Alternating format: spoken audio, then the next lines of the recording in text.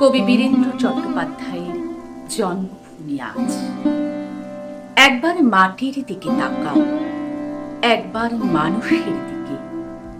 এখনো রাত শেষ হয়নি, অন্ধকার এখনো তোমার বুকের ওপর কঠিন পাথরের মতো। তুমি নিঃশ্বাস নিতে পারছো না। মাথার উপর একটা ভয়ঙ্কর কালো আকাশ। তুমি যেভাবে পারো ওই পাথরটাকে সরিয়ে দাও, আর আকাশের ভয়ঙ্করকে শান্ত গলায় এই কথাটা জানিয়ে দাও, তুমি ভয় পাওনি। মাটি তো আগুনের মতো হবে যদি তুমি ফসল ফলাতে না জানো, যদি তুমি বৃষ্টি আনার মন্ত্র ভুলে যাও। তোমার স্বদেশ তাহলে মরুভূমি। যে মানুষ গান গাইতে জানে না, যখন প্রলয় আসে সে বোবা ও অন্ধ হয়ে যায়।